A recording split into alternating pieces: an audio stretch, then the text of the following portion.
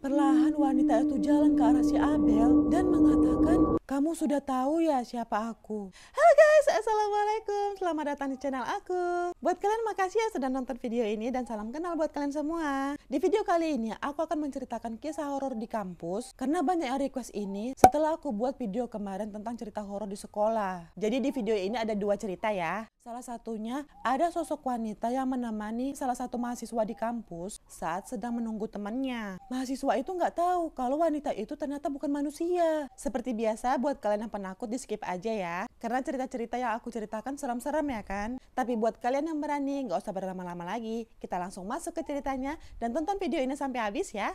Tunggu dulu. Buat kalian yang belum subscribe, subscribe dulu dong. Jadi cerita ini dialami oleh seorang mahasiswa, kita sebut aja namanya Abel ya. Abel ini adalah mahasiswa perantauan dari suatu kota yang dia nggak mau disebut di mana kotanya. Saat itu mereka sedang libur semester nih. Banyak mahasiswa yang pulang kampung dan ada juga yang memilih untuk nggak pulang, termasuk Abel ini. Dia ngerasa kalau pulang kampung itu membutuhkan biaya yang besar. Jadi Abel dan beberapa teman-temannya memutuskan untuk tetap di kos. Lalu karena menggabut ya kan, Abel janjian sama temannya untuk ketemuan di kampus. Kita sebut aja nama temannya Raka ya. Saat itu hujan lagi deras sekali nih. Tapi saat itu Abel sudah di kampus tuh, nungguin si Raka sambil menikmati wifi fasilitas dari kampusnya yang super cepat katanya. Apalagi dia sendirian pula ya kan. Jadi kecepatan wifi-nya sangat cepat di situ. Abel dengerin musik pakai earphone sambil download film untuk nanti nonton di kosnya, pikirnya gitu ya kan. Gak berapa lama kemudian ada seorang wanita yang jalan di sampingnya. Wanita itu memakai baju terusan warna putih, terlihat basah dan sedikit kotor. Mungkin kena hujan dan cipratan tanah kali ya. Terus dia melangkah tuh ke seberang bangkunya Abel. Rambutnya bergelombang, tangannya sibuk mengibaskan bajunya yang basah karena kena hujan. Setelah itu dia duduk membelakangi si Abel. Kalau dari belakang nih, wanita itu terlihat cantik katanya. Dan semenjak wanita itu datang, Abel jadi nggak fokus lagi nih sama apa yang dia lakukan. Kayak buyar gitu pikirannya. Parfum wanita itu juga tercium jelas. Padahal jarak mereka itu kurang lebih 3 meter lah. Mungkin karena tertiup angin kali ya, pikirnya gitu. Terus Abel mencoba kembali fokus sama laptopnya sambil mendownload film-film. Jam saat itu menunjukkan jam 8 lewat 45 malam tuh. Udaranya semakin dingin, apalagi hujan gak berhenti-berhenti pula. Lalu tiba-tiba ada yang memukul pundaknya si Abel. "Bel, Raka, lama kali kamu datang. Sorry, tadi kejebak macet karena ada jalan yang banjir." "Siapa tuh Bel?" "Gak tahu, mungkin adik kelas." "Cantik loh Bel, lumayan tuh buat cuci mata," kata si Raka sambil berbisik sama si Abel. "Ah kamu ini, giliran ada yang bening aja langsung mau diembat." Jadi si Raka ini emang terkenal playboy di kampusnya. Banyak cewek-cewek di kampus yang patah hati juga karena di PHP-in sama dia. Tapi meskipun begitu, ada juga yang positif dari si Raka karena dia pintar. Dia selalu terpilih untuk olimpiade tingkat nasional mewakili universitas mereka. "Udah kamu fokus aja lah untuk persiapan olimpiade nanti." Iya. Yaudah Raka duduk di sampingnya si Abel dan mereka pun sibuk sama kegiatan masing-masing. Gak terasa udah 20 menit tuh mereka di sana. Tiba-tiba pulpen si Raka jatuh. Diambil sama si Raka di bawah meja ya kan. Tapi anehnya, setelah Raka mengambil pulpennya di bawah meja, kok muka si Raka ini pucat pasi. Dia seperti terlihat orang yang gelagapan gitu. Tingkahnya juga berubah, gak tenang dan gelisah. Tiba-tiba Abel langsung mematikan laptopnya dan masukin ke dalam tas tergesa-gesa gitu. "Bel, aku balik duluan ya." "Loh, kok kamu balik sih Rak?" "Maaf Bel, perut aku sakit, tiba-tiba mules." "Udah ya aku duluan, udah gak tahan nih." Udah tuh, pergi si Raka meninggalkan si Abel. Padahal di luar masih hujan. Abel saat itu udah kesal kali rasanya. Siapa lah yang gak kesal ya kan? Karena Abel dari tadi udah nungguin Raka yang datangnya telat.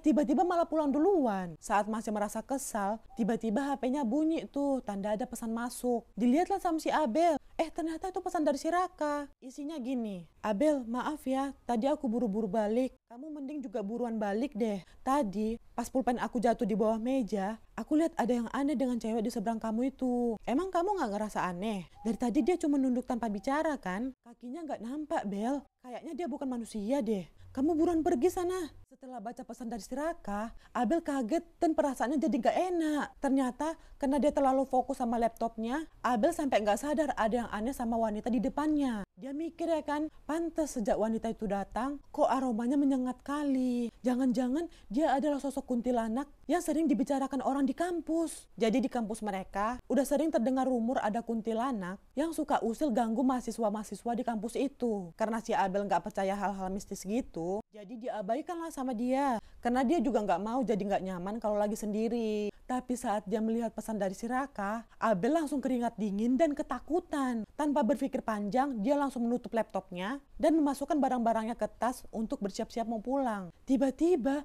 wanita itu berdiri dari bangkunya. Abel gak berani lihat dia ya kan? Cuma sedikit-dikit dilihatnya juga tuh wanita itu. Perlahan wanita itu jalan ke arah si Abel. Abel pun semakin panik dan ketakutan ya kan? Dia cuma bisa berdoa terus-menerus di dalam hati. Terus wanita itu tiba-tiba berhenti di depan si Abel dan mengatakan, "Kamu sudah tahu ya siapa aku?"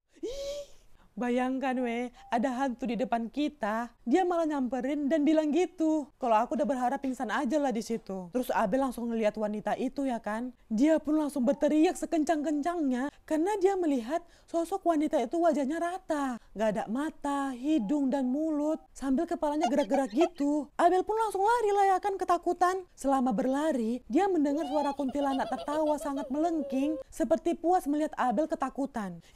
Si Raka pun bukan langsung diajaknya gitu si Abel ya kan, malah ditinggalin. Setelah kabur baru dia ngirim pesan. Kasian kali si Abel ini, untung gak trauma dia. Tapi kuat loh dia masih bisa lari. Kalau aku mungkin udah pingsan itu. Oke, kita lanjut lagi ke cerita selanjutnya.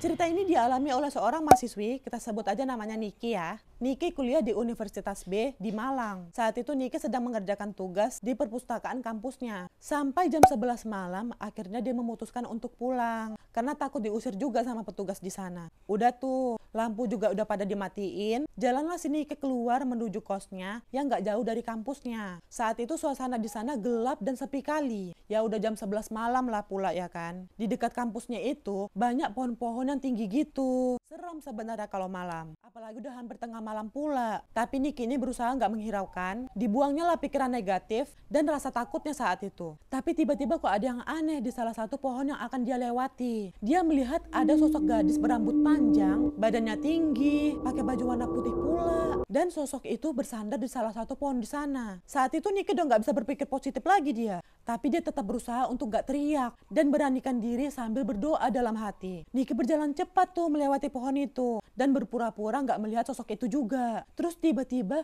dia mencium bau yang sangat menyengat dan Niki seperti menginjak sesuatu yang basah gitu. Niki langsung merinding ketakutan ya kan. Badannya jadi kaku dan lemas katanya. Dia melihat ke bawah memastikan apa yang dia injak. Dia ngelihat ada dua campuran cairan, yang satu bening seperti air dan satunya pekat seperti darah yang mengalir sangat deras saat itu. Lalu Niki mendengar suara tangisan perempuan dari pohon yang ada sosok putih tadi. Lalu sosok itu berbicara dengan suara yang lirih, "Tolong, tolong." Niki langsung refleks lah ya kan, ngelihat ke arah asal suara itu. Dia ngelihat sosok kuntilanak dengan wujud yang transparan di bawah pohon, tapi wajahnya nggak terlalu jelas. Mereka berdua pun saling menatap. Tiba-tiba tubuh gadis di bawah pohon itu bergetar, seperti ayan gitu. Suaranya juga terdengar aneh dan menyeramkan. Lama-kelamaan, getaran tubuhnya semakin kencang, seperti nggak ada tulang. Niki yang ngeliat itu langsung teriak sekencang-kencangnya. Dia berlari ketakutan, kembali menuju pos security di kampusnya. Kita sebut aja nama Pak Security-nya Pak Soleh ya.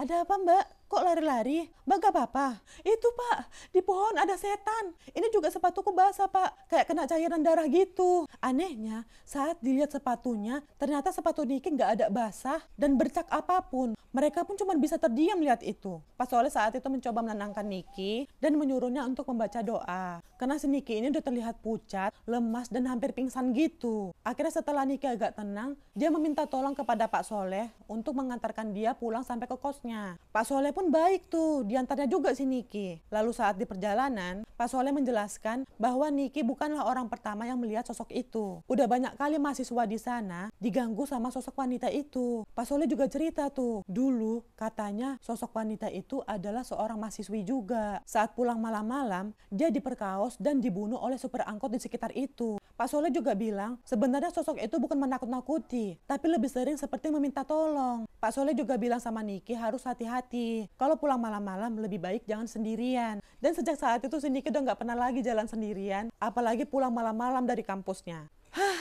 Serem kan weh. Kasihan juga tapi sosok itu ya kan. Mungkin dia mau menyampaikan sesuatu atau meminta tolong karena mungkin ada yang belum dia selesaikan di dunia. Makanya dia jadi arwah penasaran. Atau bagaimana menurut kalian? Oke, sekian dulu cerita kita kali ini. Apakah kalian juga mempunyai kisah horor di kampus? Silahkan komentar di bawah ya. Kalian juga bisa berbagi cerita horor sama aku jika ingin aku bawakan ke cerita selanjutnya. Makasih juga buat kalian semua yang sudah nonton video ini sampai habis. Dan jangan lupa like, komen, dan subscribe ya. Nyalakan juga notifikasinya agar kalian tahu setiap aku upload video baru. Oke, see you next video. Bye-bye.